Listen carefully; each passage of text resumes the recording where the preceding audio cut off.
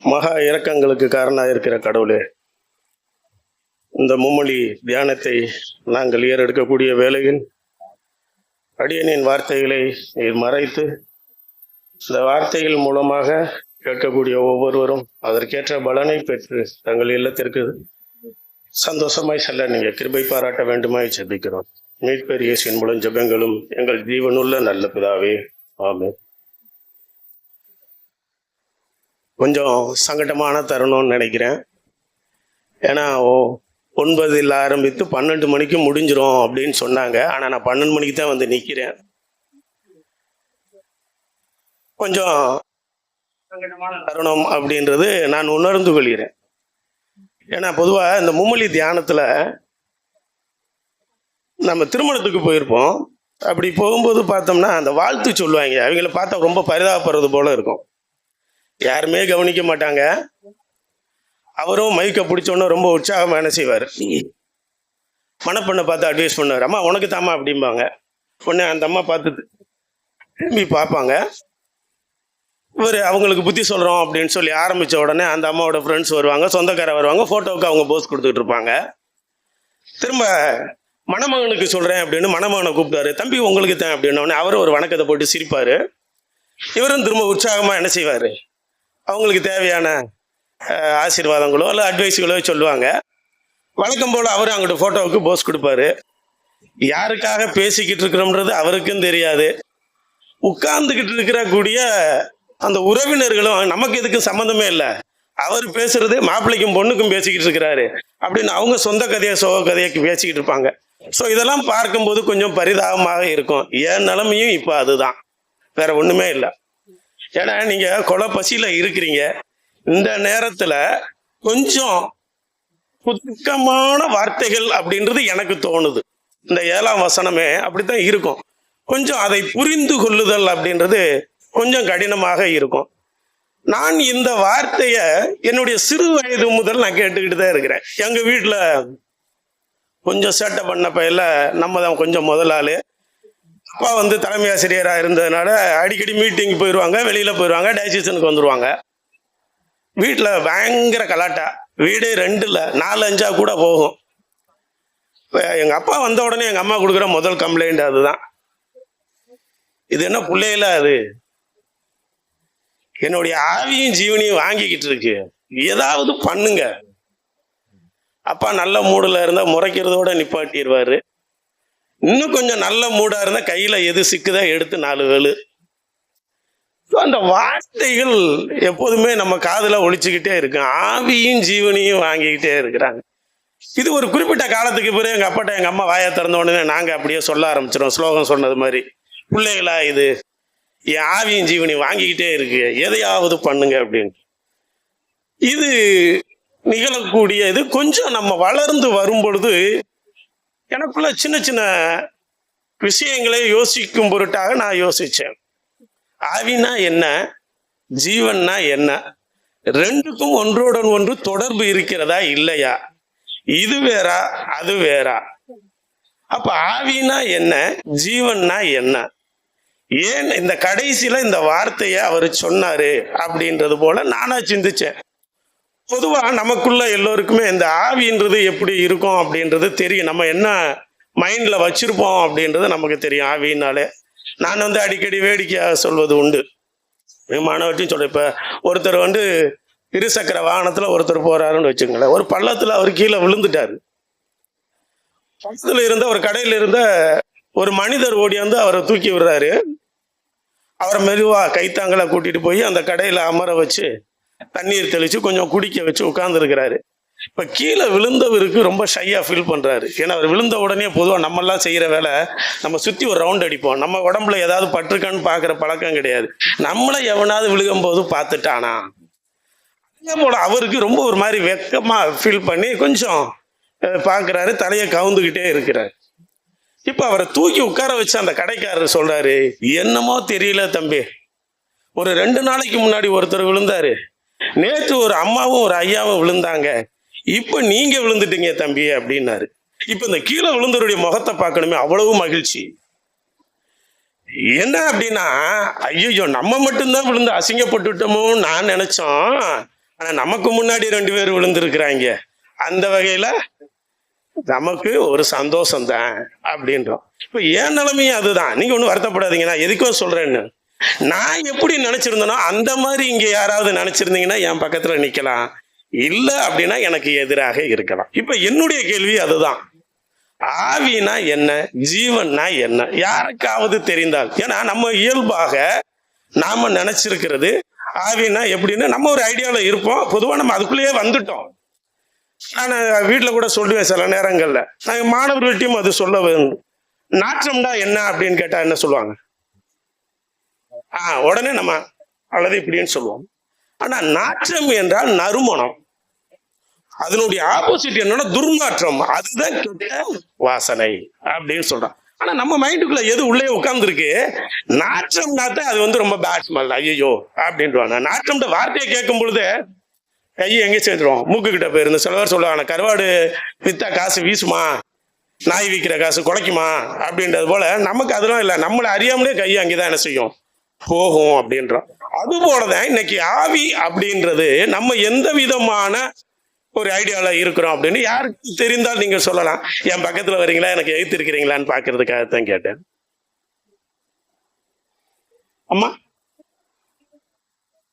ஜீவனும் ஆவியும் ஒன்று. இதுல இந்த கருத்தை யாராவது ஏற்றுக்கொள்கிறீர்களா? ஜீவனும் ஆவியும் ஒண்ணுதான் அப்படின்றது அம்மா சொல்றாங்க, ஐயா சொல்றாங்க, ஒரு 2 3 பேர்.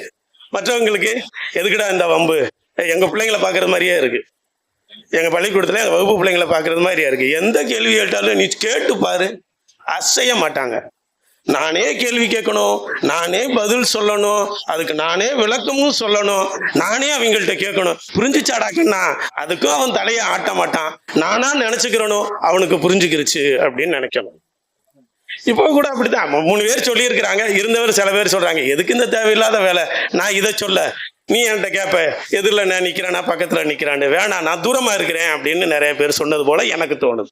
சரி, இருந்தாலும் நாம் தெரிந்து கொள்வோம். எனக்கு அதுதான், நான் இதை குறித்து எனக்கு நிறைய நாட்கள்ல என் மைண்டுக்குள்ள ஓடிக்கிட்டே இருந்தது. இந்த ஆவினா என்ன, ஜீவன்னா என்ன, ஆன்மானா என்ன, ஆத்மானா என்ன. ஏன்னா நம்ம வேதத்துல அடிக்கடி இந்த வார்த்தைகளை நாம் என்ன செஞ்சுக்கிட்டே இருக்கிறோம், வாசிக்கிறோம், கேட்கிறோம், இது சம்பந்தமா பேசுறோம். ஆனா அதை பற்றி ஏதாவது நமக்கு தெரிஞ்சுக்கிறோம் தானே. கொஞ்சம் எவ்வளவு சீக்கிரமா முடியுமோ அவ்வளவு சீக்கிரத்துல நான் முடிச்சிடறேன். அதாவது இந்த விஷயத்தை குறித்து எனக்கு இருந்தது. நான் நிறைய கொஞ்சம் நெட்ல எல்லாம் சர்ச் பண்ணேன், இதை பற்றி யாராவது சொல்லி இருக்கிறாங்களா அப்படின்னு. அப்போ நிறைய அந்த 7வது வார்த்தைகளை தியானிக்கிறத பார்த்தா நிறைய பேர், தவறாக நினைத்து கொள்ள வேண்டாம், யாரும் இந்த ஆவியை பற்றி பேசவே இல்லை. அதை விட்டு ஜம்ப் ஆயிடுறாங்க, வேற ஏதாவது தான் பேசுறாங்க. எனக்கு அதுல அந்த பசிக்கு தீனியா எனக்கு அது அமையல. நான் நிறைய பாக்குறேன். அப்ப நான் நெட்ல உள்ள போய் நிறைய வலைதளங்கள்ல உள்ள போகும்போது சில அறிவியல் ஆராய்ச்சியாளர்கள் கூட சரியான பதிலை நேரடியாக சொல்லவே இல்லை. ஆவினா என்ன அப்படின்னு சொல்லல. ஆனாலும் சிலர் வந்து என்ன செஞ்சிருக்கிறாங்க, ரொம்ப தைரியமா வேதத்துல இருந்தே உதாரணங்களை கொடுத்திருக்கிறார்கள். அது வெகு சிலர் மட்டும்தான். அது எனக்கு கொஞ்சம் திருப்தியாகவும் இருந்தது. நான் எதிர்பார்த்ததை அது எனக்கு தந்ததாக நான் வந்து சந்தோஷப்பட்டேன். பொதுவா இப்ப நம்ம அதற்கு முன்னாடி நான் என்ன வசனத்தை தியானிக்கிறோம் அப்படின்றத நான் சொல்லிடுறேன்னு தானே. லூக்கா 23:46 யாராவது முடிந்தால்.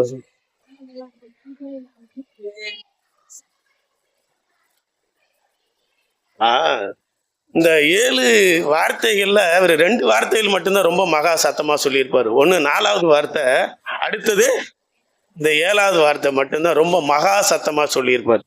இதுலயுமே பார்த்தீங்கன்னா மத்தேயிலேயோ மார்க்லயோ யோவானிலேயோ சொல்லப்படாத ஒரு வார்த்தை இதுல, உம்முடைய கைகளில் என் ஆவியை ஒப்புவிக்கிறேன். மற்றவங்க யாரும் சொல்லவில்லை, இதுல மட்டும்தான் சொல்லியிருக்கு. அப்ப இந்த ஆவின்றது என்ன, ஜீவன்னா என்ன அப்படின்னு சொல்லி நம்ம கொஞ்சம் ஆராய்ச்சி பண்ணி பார்க்கும் பொழுது கொஞ்சம் சில வசனங்களை நான் உங்களுக்கு முன்னாடி இதை வைக்கலாம் அப்படின்னு சொல்லி நான் பார்க்கிறேன். லூக்கா 24:39.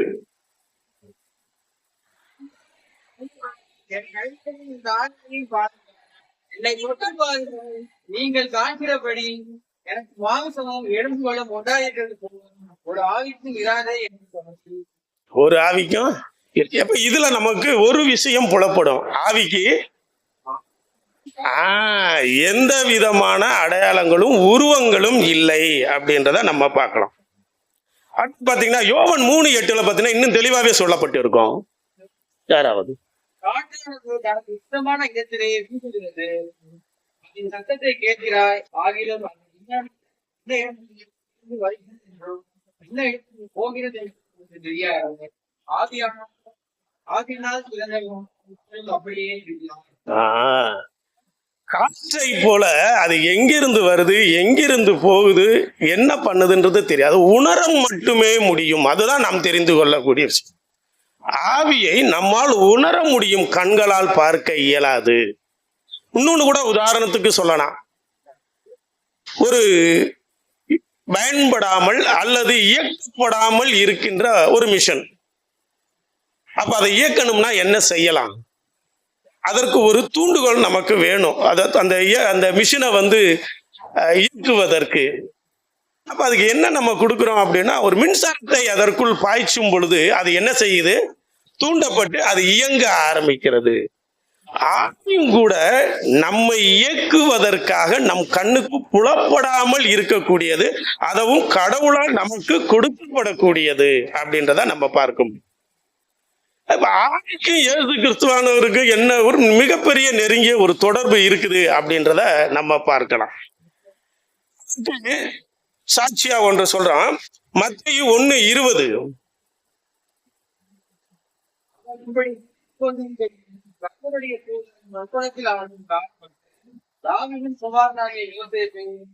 மரியாதை கொள்ள அறியப்படாது. அவர்கிட்ட உற்பத்தி ஆனதே பரிசுத்த ஆவியினால் உண்டானது. மாம்சத்துல அவர் உற்பத்தி ஆகவில்லை. எதன் மூலமா உற்பத்தி ஆனாரு? பரிசுத்த ஆவியினால உற்பத்தி ஆனாரு. அதனாலதான் அவர் என்ன செய்யறாரு? தன்னுடைய ஆவிய ஒப்பு கொடுக்கிறாரு. சும்மா சாதாரணமா சொல்லல. அவருடைய பிறப்பு பரிசுத்த ஆவியினாலதான், அவருடைய முடிவும் பரிசுத்த ஆவியில தான் தன்னை என்ன செய்யறாரு? ஒப்படைக்கிறார். ஆனாலும் இந்த ஆவிக்கும் ஆன்மாக்கும் என்னன்றதை நம்ம அதாவது ஜீவனுக்கும் பார்க்கும்போது, ஜீவனுக்கும் நம்ம எல்லாத்துக்குமே தெரியும். ஆடுகளுக்காக தன் ஜீவனை கொடுக்க உயிர் அப்படின்றது நமக்கு எல்லாருக்குமே தெரியும். ஆனால் இப்போதும் கூட நமக்கு இதுல நம்ம சில ஒரு சின்ன நெருடல் இருக்கிறது அப்படின்றத நம்ம பார்க்க முடியும். மத்தேயு 23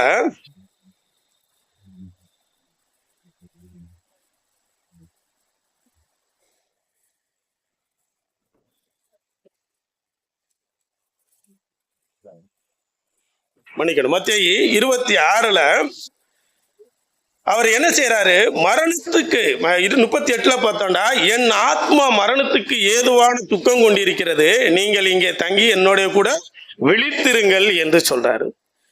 ஆவி பலம் உள்ளதுதான். ஆனா அதை பற்றி அந்த ஆராய்ச்சியாளர்கள் சொல்வது என்னன்னா, கடவுள் தம்முடைய பரிசுத்த சித்தத்தை நிறைவேற்றுவதற்கு தம்மிலிருந்து வெளிப்பட செய்விக்கும் வல்லமை வாய்ந்த சக்தி தான் ஆவி அப்படின்னு சொன்னார். அந்த ஆவி தான் என்ன செய்யும்? மற்ற உயிர்ப்பிக்கக்கூடிய ஆற்றலை குடிக்கிறது. நமக்கு அப்போ ஒரு சின்ன ஐயப்பாடு வரல, என்னப்பா இப்படி சொல்ற? அப்ப இந்த ஆவியின் கனின்னு சொன்னாங்களே, சந்தோஷம், மகிழ்ச்சி, சமாதானம், எல்லாமே ஆவியினால் தூண்டப்படக்கூடியது. இவை எதெல்லாம் நம்ம கிரியை செய்கிறதோ அது எல்லாம் நிறைவேறும். அது பூரா நமக்கு வந்துகிட்டே இருக்கும். இங்க கூட நம்ம பார்த்தோம்னா அவர் என்ன செய்யறாரு? அந்த மாம்சம் அப்படின்றது, மாம்சத்தினால் எப்படி பலகீனம் ஆகுறாங்க அப்படின்ற ஒரு 2 வசனங்களை பார்க்கிறோம். 39வது அதிகாரத்துல, என் பிதாவே, இந்த பாத்திரம் என்னை விட்டு நீங்க கூடுமானால் நீங்கும்படி செய்யும், ஆகிலும் என் சித்தத்தின்படி அல்ல, உம்முடைய சித்தத்தின்படியே ஆக கடவுது. இந்த பாத்திரத்தை என்னை விட்டு எடுக்கிறதா எடுத்துக்கங்க, ஆனா என்னுடைய சித்தம் இல்ல, உம்முடைய சித்தத்திலேயே அப்படின்னு சொல்றாங்க. ஆனால் அவரு திரும்ப நம்ம 42வது வசனத்துல பார்த்தோம்னா, என் பிதாவே, இந்த பாத்திரத்தில் நான் பானம் பண்ணினால் ஒழிய இது என்னை விட்டு நீங்க கூடாதாகில் உம்முடைய சித்தத்தின்படியே ஆக கிடவுது. அப்போதே அவர் மாம்சத்தினால் பலகீனம் ஆயிட்டாங்க. அவரிடம் இருந்த அந்த பரிசுத்த ஆவி அவரிடம் இருந்து மெல்ல மெல்ல மெல்ல மெல்ல என்ன செஞ்சது? விலக ஆரம்பித்தது. அப்படின்றத நம்ம ஓரளவுக்கு புரிந்து கொள்ளலாம். ஏன்னா அவரு முதல்ல என்ன சொல்றாரு? என்னை எடுக்கிறதா இருந்தா எடுத்துக்க அப்படின்ட்டாரு. அடுத்து என்ன சொல்றாரு? இல்ல, இருக்கிறதா இருந்தாலும் இருக்கட்டும், ஆனா ரெண்டுமே உங்களுடைய சித்தத்தின்படி நடக்கட்டும் அப்படின்னு சொல்றாங்க. இது என்ன சொல்றாங்க அப்படின்னா, இதற்கு என்ன காரணம் அப்படின்னு சொல்லும் பொழுது பார்த்தோம்னா, இது கடவுளால் கொடுக்கப்பட்டதுதான் அப்படின்னு சொல்றாங்க. யாத்திராகம் 31:5 யாராவது வாசிங்களா? யாத்திராகமம் 30.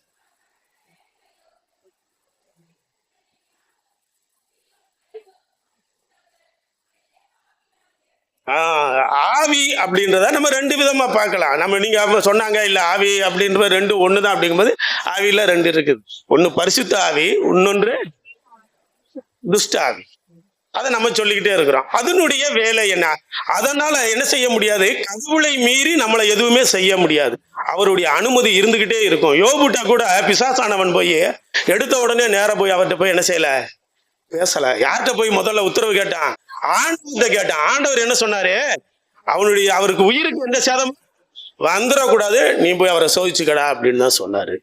அப்ப அந்த துஷ்ட ஆவி நம்முள் இறங்குமானால் அது நம்மளை என்ன செய்யும்? தவறாக வழி நடத்தும். ஆனா பரிசுத்த ஆவி நம்மிடம் இருக்குமானால் அதை நம்மளை நல்வழிப்படுத்தும்.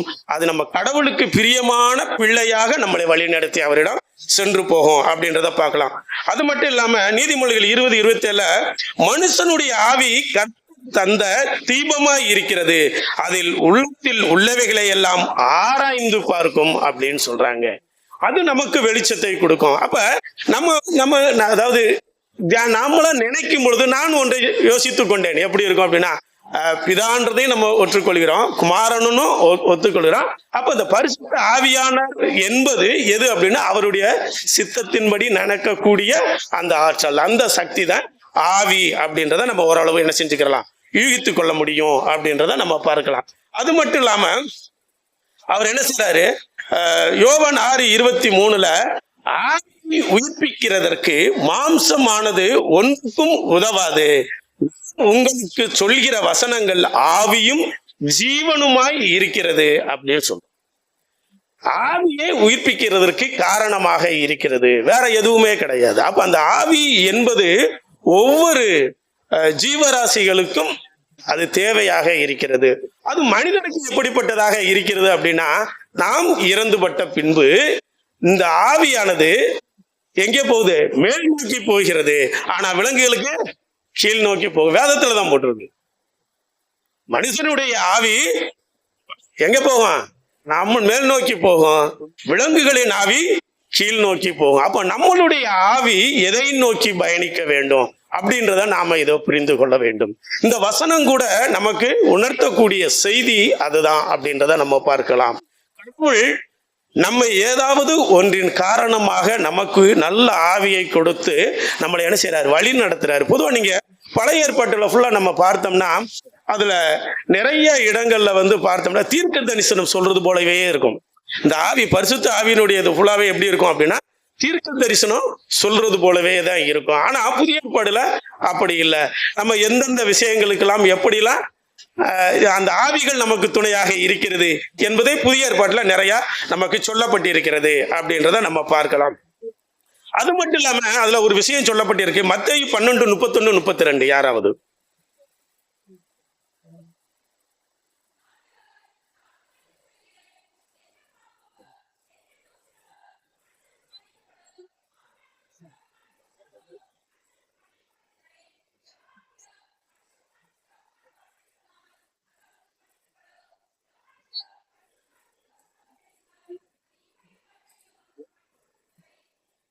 மனுஷகுமாரனுக்கு விரோதமா நீங்க பேசினா கூட நீங்க மன்னிக்கப்படுவீங்க.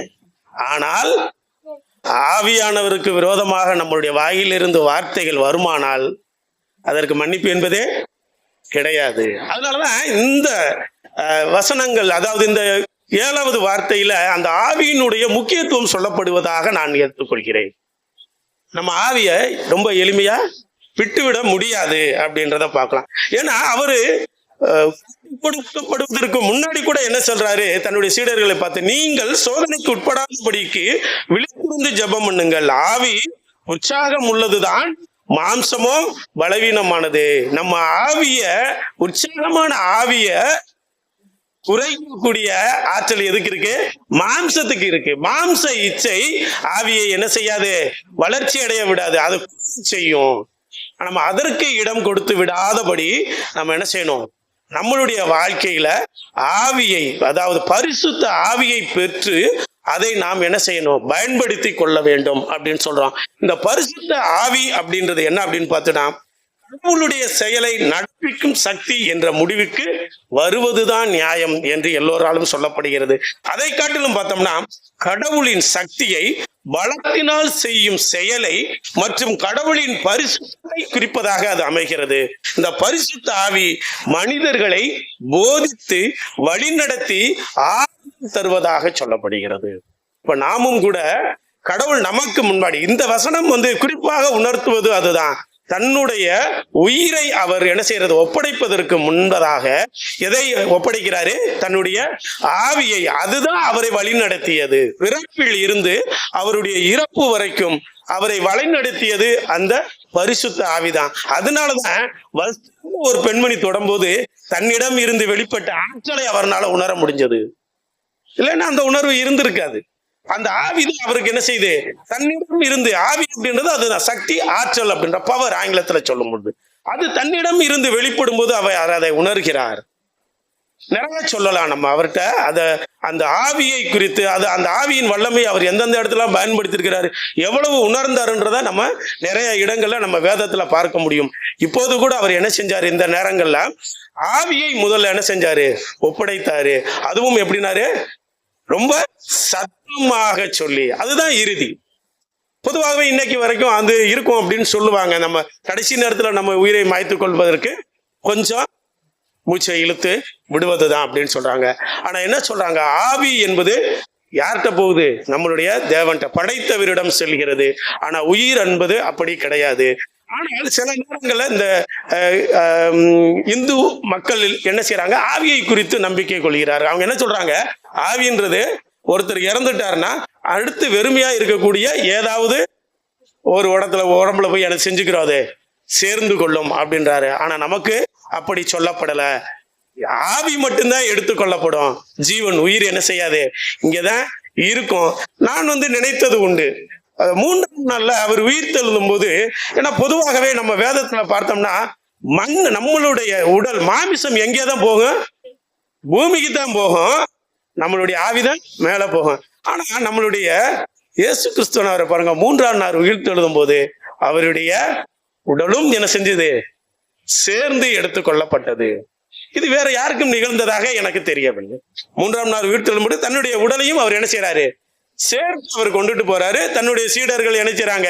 ஐயப்படுறாங்க. அப்ப சொல்றாரு, இல்ல இல்ல, எனக்கு எலும்பு சதை இன்னும் இருக்குடா, நீ ஆவி கண்ணுக்கு புலப்படாது, நீ அதை குறித்து நீ பயப்படாத அப்படின்ற ஒரு விஷயத்தை சொல்றாரு. ஆக நம்ம என்ன செய்ய வேண்டும் அப்படின்னா, ஆவிக்கு இடம் கொடுக்கக்கூடியவர்களாக நம்மளுடைய கிறிஸ்தவ வாழ்க்கை இருக்க வேண்டும். ஒரு விஷயத்தை சொல்லி நான் நிறைவு செய்ய விரும்புகிறேன். ஜெர்மன் தேசத்துல ஒரு அரசி, பட்டத்து அரசி இருந்திருக்கிறாங்க. அவங்களுக்கு இந்த உயிர்த்தெழுதலை குறித்து நம்பிக்கை இல்லை, பெரிய அவநம்பிக்கை உரியவங்களாக அவங்க இருந்திருக்கிறாங்க. என்னடா அவங்க 3ஆம் நாள் உயிர்த்தெழுதான் கிடையாது, செத்தம்னா செத்த அவ்வளவுதான், முடிஞ்சிருச்சு. உயிர் போச்சுன்னா அவ்வளவுதான், எடுத்துக்கொள்ள போறதுக்கெல்லாம் இங்க வேலையெல்லாம் கிடையாது அப்படின்னு சொல்லி அவங்க சொல்றாங்க. அப்படியா அப்படின்னு மக்கள்கிட்டையும் அதை சொல்றாங்க. இருந்தாலும் அவங்க அதை நியாயப்படுத்தணும்னு ஒரு விஷயத்தை அவங்க செய்யறாங்க. என்ன செய்யறாங்க அப்படின்னு சொன்னா, தனக்குத்தானே ஒரு கல்லறையை கட்டுறாங்க.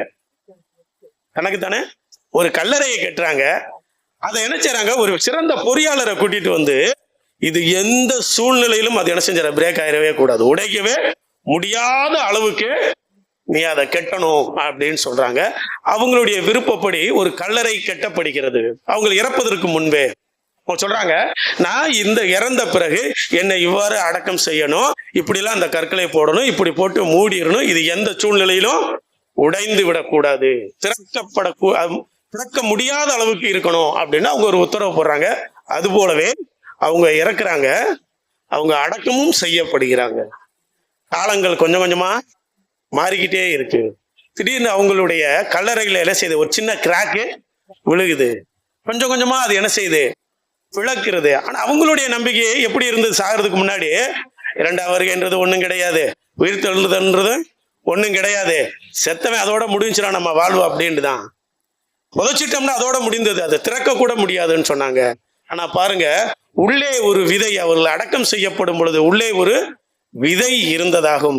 அந்த விதை வளர்ந்து விருட்சமாகி மரமாகி அந்த கல்லறைய பிளந்தது என்று சொல்லப்படுகிறது. அப்ப தேவனுடைய வார்த்தை ஒரு நாளும் பொய்த்து போகாது, எல்லாமே நிறைவேறும் பொருட்டு இவை அனைத்தையும் நடந்ததாக கூறப்படுகிறது. கர்த்தர் தாமே இந்த வார்த்தையின் மூலமாக நமக்கு ஆசீர்வதிப்பாராக. ஆமேன்.